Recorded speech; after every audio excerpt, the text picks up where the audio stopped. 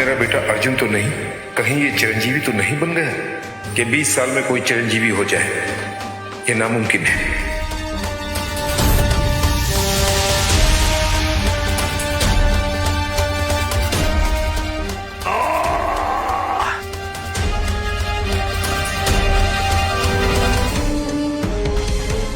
हे पीड़ा नाशक अगरबत्ती, अपना जादू दिखाओ और इनकी जान बचाओ।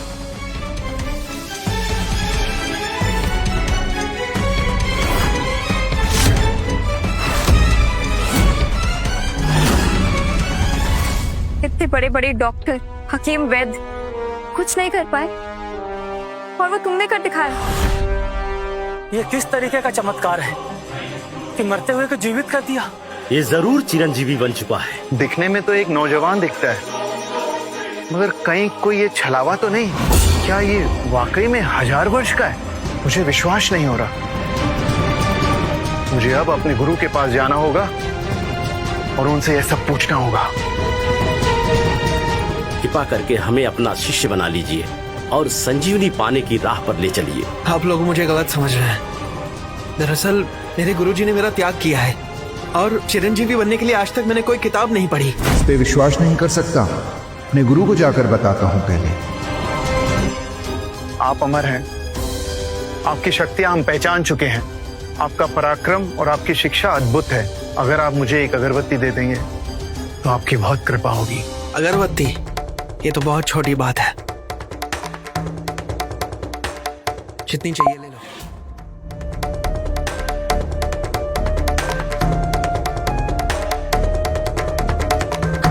अमर लड़के, हम तुम्हारा एहसान जिंदगी भर नहीं भूलेंगे। देखिए, मैं कोई अमर नहीं हूँ, आप मुझे गलत समझ रहे हैं। आप प्लीज खड़े हो जाइए। अगर तुम बुरा ना मानो तो क्या मैं तुम्हारा नाम पूछ सकता हूँ कि तुम कौन हो? अगर तुम चाहो तो हमारे साथ चिरंजीवी सभा में चल सकते हो। मुझे बहुत खुशी हुई ये जान करके, और मेरा नाम अर्जुन कौशिक है। ये भी कौशिक, और इसके हाथ पे निशान भी वही।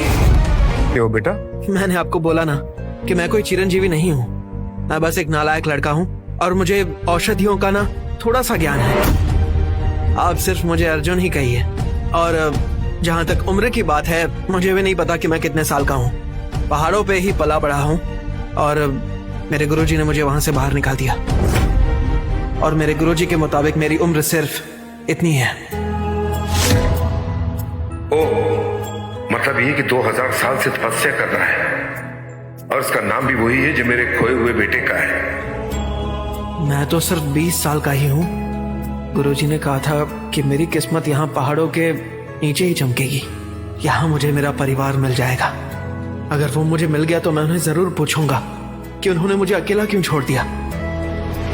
सच कहूं तो मैं भी एक समय पर तपस्वी था, लेकिन कभी चिरंजीवी नहीं बन पाया।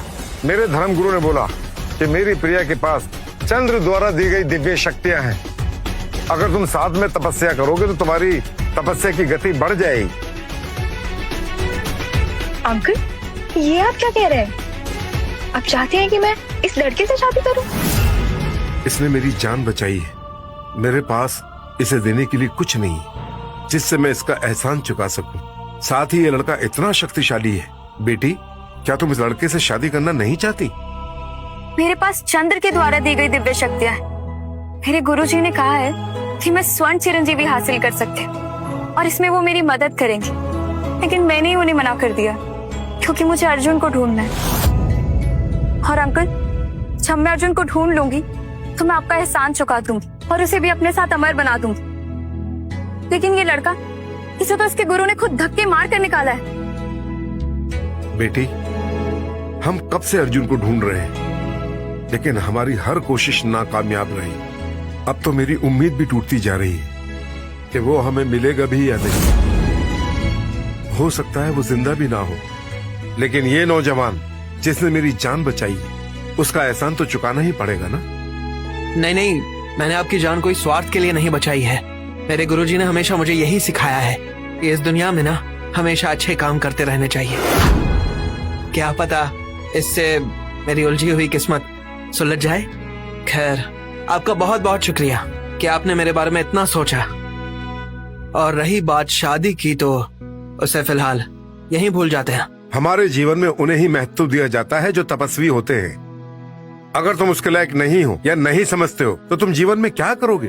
फिर तो इन सब बातों का एक ही अर्थ है कि मैं किसी काम का नहीं हूँ और ना ही मैं किसी भी चीज के लायक हूँ। मैं और लोगों की तरह साधारण जीवन जी करके शून्य होना चाहता हूँ। अंकल, आप मुझे सिर्फ 3 साल दे दीजिए। मैं 3 साल के अंदर अंदर अर्जुन को ढूंढ निकालूंगी। मुझे पूरा यकीन है कि अर्जुन बहुत बड़ा विद्वान है। एक बार मुझे अर्जुन मिल गया तो मैं उससे शादी कर लूंगी, लेकिन तब तक मैं इन्हें सिर्फ चिरंजीवी बनने का मार्ग दिखा सकती।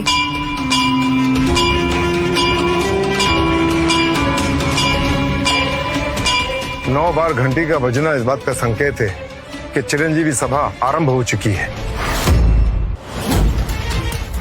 चिरंजीवी सभा हर साल की तरह इस साल वायु संप्रदाय की सबसे बड़ी सभा हो रही है। जो हमारे संप्रदाय के बाहर के लोग हैं जो इस समारोह में हिस्सा लेना चाहते हैं, उन्हें एक परीक्षा देनी होगी और उस परीक्षा को पार करने के बाद ही इस समारोह का हिस्सा बन सकते हैं।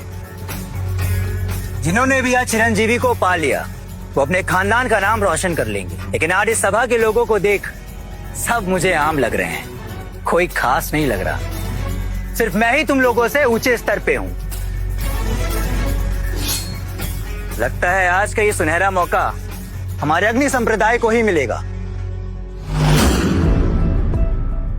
सब लोग शांत हो जाइए।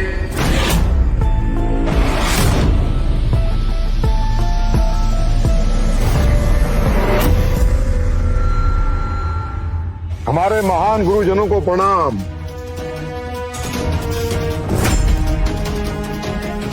अर्जुन, प्रणाम करो। तुम झुक क्यों नहीं रहे? ये वायु संप्रदाय के दिग्गज हैं। आज की सभा का नेतृत्व यही करेंगे। तुम्हें गुस्सा मत दिलाओ। अर्जुन, अगर तुम इनके सामने अपना सर नहीं झुकाओगे तो ये पूरे वायु संप्रदाय के लिए बहुत अपमान की बात होगी। नवयुवक, तुम यहाँ इस चिरंजीवी महासभा में आए हो और शायद हमारे संप्रदाय का हिस्सा बनना चाहते हो, तो क्या तुम्हें इतना ज्ञात नहीं कि झुककर प्रणाम करना होता है? यहाँ मैं किसी को भी प्रणाम नहीं करूंगा। प्रणाम सिर्फ उसी को करूंगा जिनको चिरंजीवी की प्राप्ति हो, और यहाँ पर ऐसा कोई है भी नहीं जो चिरंजीवी की प्राप्ति कर पाए और मेरा प्रणाम पाए। कितने अहंकारी लड़के हो तुम। मैं और मेरे बड़े भाई हजारों सालों से इस वायु संप्रदाय को चला रहे हैं। हमने कड़ी तपस्या की है और कई दुष्ट राक्षसों का पर्दाफाश किया है। तुम्हारी हिम्मत कैसे हुई ये कहने की कि हमारे अंदर वो क्षमता नहीं है कि हम चिरंजीवी कहलाए? अर्जुन, कुछ भी मत बोलो, माफी मांगो इनसे। तुमने हमारे गुरुओं का अपमान किया है। तुम तो यहाँ खड़े रहने लायक भी नहीं हो। गुरुजन, कृपया इस नासमझ लड़की को यहाँ से बाहर निकालने की अनुमति दें। मैंने कुछ गलत नहीं किया है तो मैं बाहर क्यों जाऊं? और मेरे गुरुजी ने मुझे बताया था कि जिन लोगों ने सच में चिरंजीवी की प्राप्ति कर रखी होती है वो अपनी शक्तियों को छिपाना जानते हैं, और इन लोगों ने चिरंजीवी की प्राप्ति नहीं की है और हम इनका असली स्तर ऐसे ही नहीं पहचान सकते। मेरे गुरुजी चिरंजीवी का स्तर प्राप्त कर चुके हैं और वो अपनी शक्तियों को छिपाना भी जानते हैं। ये होते हैं असली चिरंजीवी। तुम्हारे अंदर थोड़ी सी काबिलियत तो नजर आती है मुझे। अभी तुम शुरुआत की केवल 8वें स्तर पर हो। तुम कौन से संप्रदाय से हो लड़के? क्योंकि तुम अभी अपनी काबिलियत पहचान ही रहे हो। तुम कौन होते हो हम गुरुजनों को अपना स्तर बताने वाले? वैसे तुम्हारे गुरु आखिर है कौन? तुम्हारा भी जगह से कोई लेना देना नहीं है। तुम इस जगह के लायक ही नहीं हो। मेरे गुरुजी कहते हैं कि मैं मूर्ख हूँ और मेरे अंदर तपस्वी बनने की योग्यता नहीं है, इसलिए उन्होंने मुझे अपने गुरुकुल से बाहर निकाल दिया और इसी वजह से मुझे उनका नाम लेने में हिचकिचाहट होती है। तो तुम नाम नहीं बताओगे? ठीक है, तुम्हें लगता है ना कि हमारा स्तर बहुत ही छोटा है, तो ठीक है, तुम ही बता दो कि हमारा स्तर आखिर है क्या?